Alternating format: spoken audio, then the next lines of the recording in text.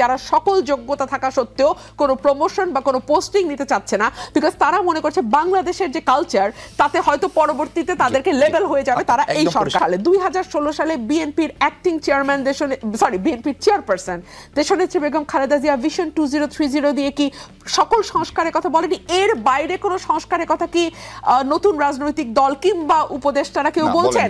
বলেনি।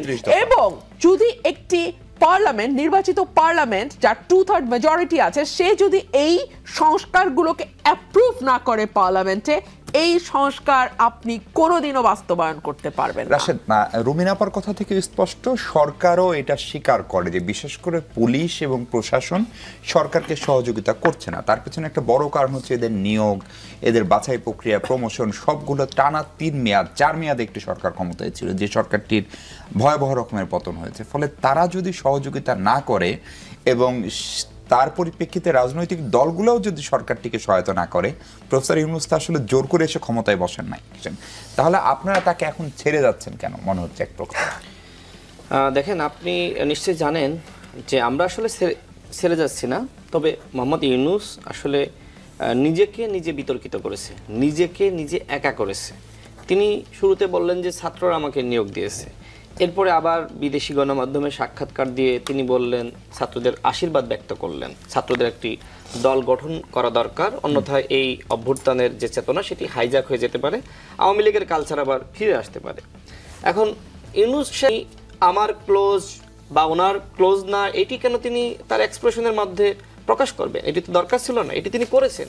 এই করার কারণেই অন্যান্য দলগুলো মনে করছে যে আমাদের প্রকাশ না করে যদি করতে তাহলে ঠিক হতো। রাশেদ, দেখেন, অনেক সময় আপনি ছাত্র জীবনে ছাত্রলীগ করেছেন বা ছাত্রদল করেছেন, আপনি যখন গভর্নমেন্ট সার্ভিসে যাবেন তখন কি আপনি ওই ছাত্র দলে থাকা অবস্থায় যা করেছেন গভর্নমেন্ট সার্ভিস হোল্ডার হওয়ার পরে তাই করতে পারবেন? পারবেন না। আমি ধরে নিলাম যে ডক্টর ইউনূস ছাত্রদেরকে বেশি ভালোবাসেন, এটা মনে মনে রাখবেন, কিন্তু সেই ভালোবাসা যদি তিনি প্রকাশ করেন কাজের মাধ্যমে, নিরপেক্ষ না থাকতে পারেন, তখন তো অভ্যুত্থানের অন্যান্য শক্তিরা তারা মনে করে যে আমাদের মাইনাস করার একটি চিন্তায় ইউনূস রয়েছে বা এই সরকার রয়েছে। এই কারণেই কিন্তু নতুন দলটিকে নিয়ে এই ধরনের সমালোচনা। এখন সমালোচনা মানেই কি আসলে দলটিকে ভয় পাওয়া হচ্ছে? যে প্রশ্ন আপনি আমাকে করলেন যে আপনারা কেন কিংস পার্টিকে ভয় পাচ্ছেন, আমরা তো ভয় পাচ্ছি না, কিন্তু আমার কথা হলো যে সরকারটি রয়েছে, এই সরকারটিকে সবাই ভয় পাচ্ছে যে এই সরকার কি করে। কারণ এই সরকার আনলিমিটেড সরকার, এই সরকার কি করতে চাই, এই সরকার কবে ইলেকশন দিতে চাই, সরকারের পরিকল্পনা কি, সেটি আমরা বা আপনি আমরা কেউ জানি না। সরকার নিজেই বলেছে, সরকার প্রধান বিবিসির সাথে সাক্ষাৎকারে তিনি বলেছেন যে রাষ্ট্র সংস্কার তো শুরুই করি নাই, আবার তারা রাষ্ট্র সংস্কার করতে চায়। তাহলে সব থেকে ক্ষতিগ্রস্ত হয় রাজনৈতিক দলগুলো। কারণ কি? কারণ ১/১১ ইতিহাস কিন্তু আমরা ভুলে যাইনি। যখন তত্ত্বাবধায়ক সরকার ব্যর্থ হয়েছে তখন কি সেনা শাসন জারি হয়েছে। ঠিক একইভাবে এই ডক্টর মোহাম্মদ ইউনূস অন্তর্বর্তীকালীন সরকার যদি ইলেকশনের আগেই ব্যর্থ হয়ে যায় তখন সেনা বাহিনী বাধ্য হয়ে ক্ষমতা গ্রহণ করবে, রাজনৈতিক নেতৃবৃন্দরা নিশ্চিত হয়ে যাবে অমুক তারিখে ইলেকশন প্রস্তুতি নেবে। কিন্তু এখন তো সবাই একটি অগোছালো বা বিশৃঙ্খলার মধ্যে রয়েছে, কেউ দখলদারিত্বের মধ্যে, কেউ চাঁদাবাজির মধ্যে, কেউ দলীয় বিশৃঙ্খলার মধ্যে। প্রত্যেকটা দলেই কিন্তু এই সমস্যাগুলো ঘটছে, একটি হাঙ্গামা দাঙ্গামা সারা বাংলাদেশে তৈরি হয়েছে। মানে আমার কাছে যেটি মনে হচ্ছে যে সরকারের সক্ষমতা আছে এই পরিস্থিতি নিয়ন্ত্রণ করা। আমরা দেখেছি যখন সরকার ঘোষণা দিয়েছে ডেভিল হান্টের, তখন কিন্তু পরিবেশ পরিস্থিতি ভালো হয়ে গেছে। এরপরে যখন সরকার ছাড় দিয়েছে বা দুর্বলতা প্রকাশ করেছে তখন আমরা দেখেছি যে পরিস্থিতি খারাপ হয়ে গেছে। এখন যেহেতু বিষয়টা এরকম যে ইলেকশন দিতে হবে, সেক্ষেত্রে এই ধরনের পরিবেশ থাকলে সরকার বলতে পারবে যে ইলেকশন দেওয়ার মতো পরিবেশ নাই।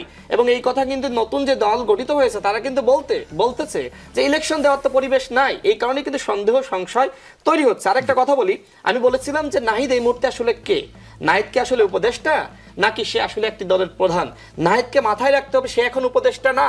একজন উপদেষ্টার মতন কথা বললে জনগণ কিন্তু ভুল মেসেজ নেবে।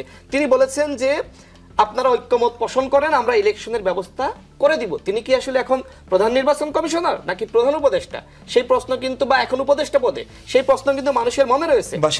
আমি শেষ করে দিই, এক মিনিটে শেষ করবো। সার্জিস কি বললো? সার্জিস বলেছে যে বিচার ও সংস্কারের আগে রাজনৈতিক দলগুলো কোনো কোনমুখে নির্বাচনের কথা বলছে। এখন আপনি বিচার কবে করবেন, সংস্কার কবে করবেন? এখন আমি একটি রাজনৈতিক দল হিসেবে আমি কি গণতন্ত্রের কথা, নির্বাচনের কথা, ভোটের কথা বলতে পারবো না? আমি যদি ভোটের কথা বলি, নির্বাচনের কথা বলি, আমি কি ফেসিবাদের দালাল, আমি কি হাসিনার দালাল? সেই কথাগুলোই তারা বলছে এবং সেটি প্রমাণ করার জন্য তারা কাজ করছে। আর আপা যেটি বললেন যে রাশেদ পরে বলেছেন যে না পারলে ছেড়ে দেন, মানে এরকম দাবি উঠছে। ডক্টর ইউনূসের নিরপেক্ষতা নিয়ে রাশেদ আপনার সামনেই প্রশ্ন তুলছে। ফলে 7 মাসের মাথায় ধরেন যদি আইন শৃঙ্খলা পরিস্থিতি ঠিক থাকতো, সবকিছু স্বাভাবিক থাকতো, আমি নিশ্চিত ব্যারিস্টার রুমিন ফারহানা বা রাশেদ এই পরিস্থিতি যে হয়েছে সেটা আপনারা স্বীকার করেন কিনা, এক, এবং এখান থেকে উত্তরণের উপায় কি? যেহেতু প্রফেসর ইউনূস বলেন তিনি আপনাদের দ্বারা নিয়োগকৃত বা নিযুক্ত, ফলে তার জন্যই বা আপনাদের পরামর্শ কি, রাস্তাটা কি? এই ধারণাটা আসলে পোট্রে করা হচ্ছে। গণপরিষদ নির্বাচনের ব্যাপারটা আমি আহ্বান জানাবো, আপনারা একটু অন্যান্য রাজনৈতিক দলদেরকে, ভাই বোনদেরকে আহ্বান জানাবো, আপনারা একটু বোঝার চেষ্টা করেন। নির্বাচন পেছানোর কোনো ষড়যন্ত্র আমাদের নাই। আপনারা নির্বাচন কোন টাইমে চাচ্ছেন এটা নিয়েও আমাদের কোনো নাই। আমাদের কথা হচ্ছে আপনারা গণপরিষদ নির্বাচন চান, এবং মানুষকে যে বোঝানো হচ্ছে সংস্কার খুব কঠিন, গণপরিষদ নির্বাচন খুব কঠিন, এটা কখনো হয় না। আমরা কিন্তু এখন বলছি যে গণপরিষদ নির্বাচনের মাধ্যমে যদি সংবিধান প্রণয়ন বা সংস্কার করে এরপর সংসদ নির্বাচনে যদি আপনাদের অসুবিধা হয়, আপনাদের 240 বছরের পর, কিন্তু আমরা জাস্ট প্রক্রিয়াটা ভিন্ন চাচ্ছি। এবং নিউ এজের যে সম্পাদক নুরুল কবির সাহেব উনিও বলেছেন যে বর্তমান যে সংবিধান আছে এটাকে একটা ইলেকট্রাল অটোক্রেসি বলা যায়। আপা যে বললেন যে এটা 2/3 মেজরিটি পেলে তো সেটা পার্লামেন্টে এসে পরিবর্তন করুন। হ্যাঁ, এটা পার্লামেন্টটা কিন্তু বিদ্যমান সংবিধানের বিপরীতে গিয়েই কিন্তু হয়েছে। গণ অভ্যুত্থান কিন্তু সংবিধান মেনে হয় নাই। হ্যাঁ, তাহলে এখন গণপরিষদেই কিন্তু সংবিধান প্রণয়ন বা সংস্কার হতে হবে, সেটা আইন সংসদে হবে না, আইনসভায় হবে না। এবং যেই ইলেকট্রাল অটোক্রেসি বলা হচ্ছে এটাকে, এবং উনি কিন্তু উল্লেখ করেছেন এই যে এই জিনিসটা না বোঝার এই যে ব্যাপারটা, এটা একটা রাজনৈতিক জ্ঞানের একটা অভাব। এবং ওনারাও কিন্তু এভাবে পোট্রে করছেন যে আমরা গণপরিষদ নির্বাচন চেয়ে জনগণের সাথে ষড়যন্ত্র করছি নির্বাচন পেছানোর জন্য। আপনারা এর আগে জুলাই সনদ নিয়ে বেশ সিরিয়াস ছিলেন।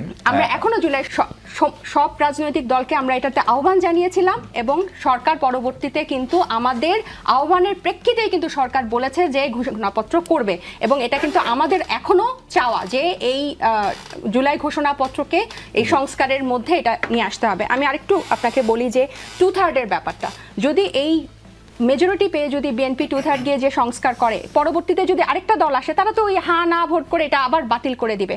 বোদ্ধারা বলেছেন, বিশেষজ্ঞরা বলেছেন যে কিছু ইরিভার্সিবল রিফর্ম আমাদের এই সংবিধানের লাগবে। এবার আসি যেটা রাশেদ ভাই বললেন, হু ইজ নাহিদ ইসলাম, যে নাহিদ ইসলাম কি ঘোষণা দিয়েছিল যে হাসিনার ফ্যাসিস্টের পতনের জন্য এবং ফ্যাসিবাস ব্যবস্থার বিলোপের জন্য এবং রাজনৈতিক একটা নতুন বন্দোবস্তের জন্য। নাহিদ ইসলাম হচ্ছে সে যে আওয়ামী লীগ বিএনপির পরে এই বাংলাদেশের ইতিহাসে, রাজনৈতিক ইতিহাসে এত বড় বর্ণাঢ্য একটা রাজনৈতিক দলের আত্মপ্রকাশে, রাজনৈতিক দল নিয়ে সে আত্মপ্রকাশ করেছে, সে রাজনৈতিক দলের আহ্বায়ক।